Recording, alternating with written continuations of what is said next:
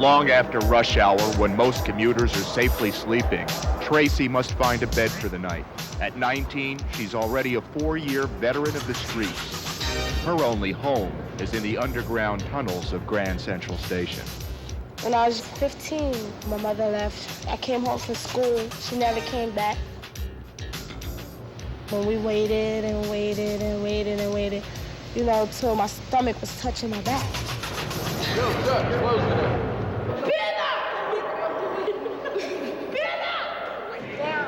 When the waiting room is closed, they'll come and kick you out. I don't care if it's freezing below zero, you still have to leave. They should have a heart, you know, and think about if that was them laying there, or one of their kids. This is my only choice, is to be here.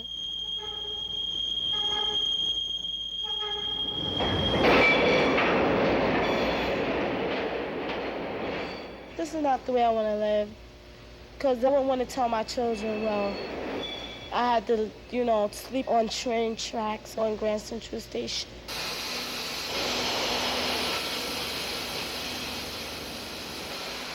There's a lot of kids, 14, 13, on crack, all types of stuff like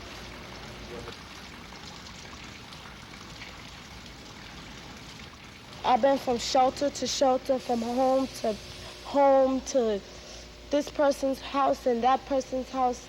It's no good, you know. This is my home for right now. Never. I'm not gonna go to a woman's shelter for some woman, somebody, you know, that's not in the right mind to hurt me or something. So I stay here, you know, where there's a family. I stay here because I don't like a lot of people saying, well, I'll give you this and I'll give you that, you know. Don't sell me dreams.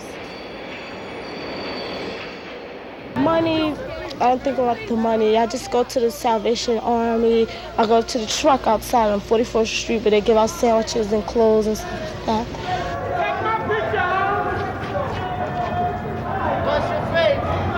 When I go to places to eat, sometimes I don't eat my food. I'll save it till real late at night when there's no places open to eat, so I can have my food to eat. And that's a hurting feeling, to be hungry, I mean starving. That's my mission. I don't give a fuck. Hey, yo, man, I'm gonna tell y'all motherfuckers, man. Violence is a part of everyday life for street kids like Tracy, and the Grand Central catacombs are no safe haven from danger. I go to sleep around 4 o'clock in the morning. Sometimes I can't even go to sleep because one time I woke up, there's 3 guys standing over me, you know, and I don't know what they could have done or what they were about to do. This man, he was drunk, and he offered me $8 to have sex with him, so I said no. And he raped another girl like last week sometime. So I used water because we're best friends, so he could protect me. And then plus, when we sleep up here together, we usually make sure it's not enough room for nobody else to come up. But see, this guy was here first, so. You have to stay out of people's way. Have your own little friends. The right people, not the wrong crowd. Keep to yourself, you know what I'm saying? And you won't have no trouble.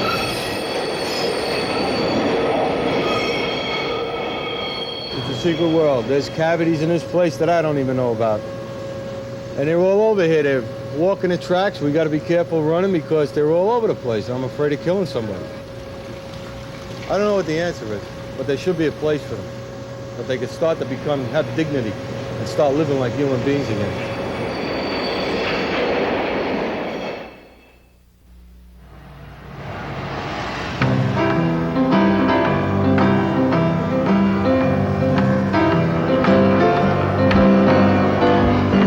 A lot of young kids out here too that, you know, just like run away from homes or run away from their family because there's a lot of heart problems and stuff like that.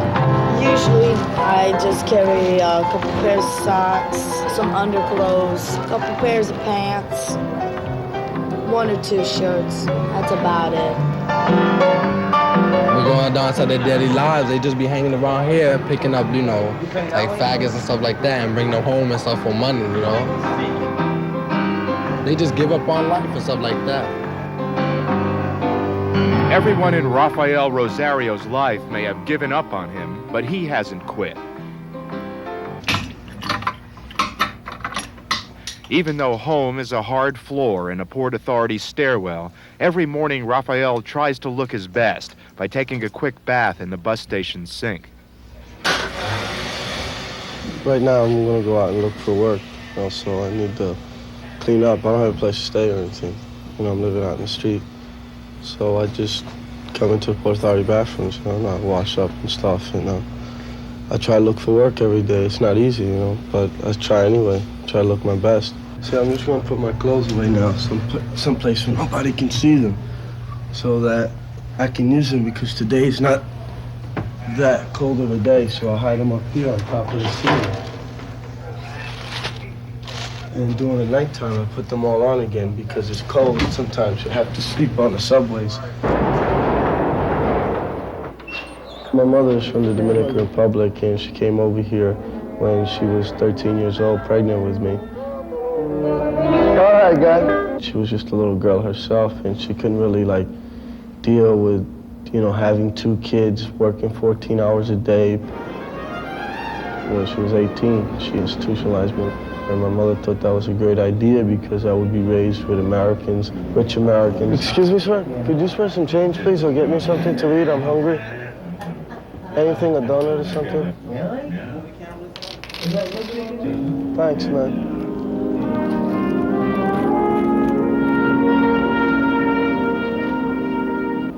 I'm not a wino. I don't drink. I don't take drugs. I don't get high in any way. Just because I'm living on the streets doesn't mean that I'm any of that stuff. But it's hard for potential employers to see it that way. Excuse me, do you have any work available? Well, not at the moment. We're a little slow now, but if you get to leave a name, number, we'll call you. See, well, the thing is, I don't exactly have like a number or an address or anything like that. Most people, they say they want a home address, phone number where they can be reached. Okay. So you know when you hire somebody, he's not going to just leave him with the register, boom, the next second he's out. Excuse me. I only got to 2nd grade in school because I was raised in institutions from the age of 5 to 16 and a half. Because I was more on like medications. Instead of doing my work in school, they would like allow me to sleep. Total hours of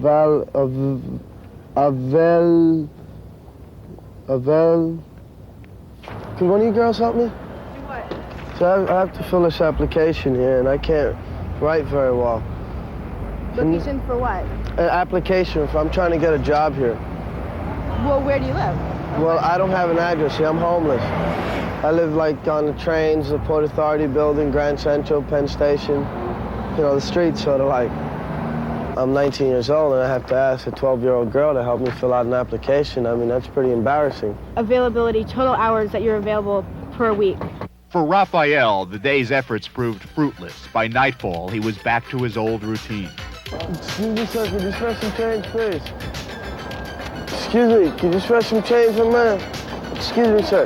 Could you spare some change, please, to get something to eat, my man? No change. Excuse me, sir. Excuse me, miss. Excuse me, miss. Could you spare some change, please, just to get something to eat? Good job. Thanks a lot, you idiot.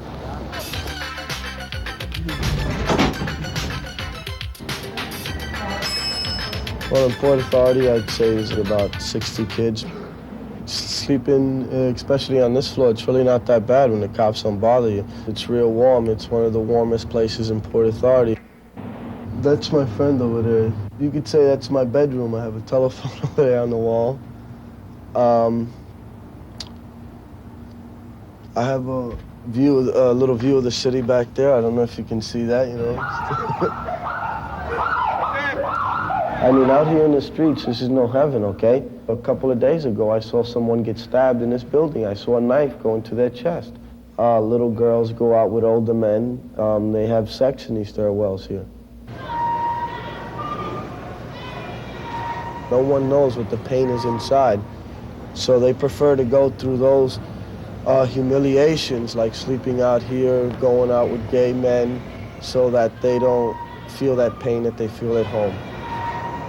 If my mother would be willing to spend time with me, all right? But just us two alone, just walking, just talking, feeling accepted by her, okay? I mean, I'd be willing to do just about anything, you know? Give the sight of my eyes for something like that.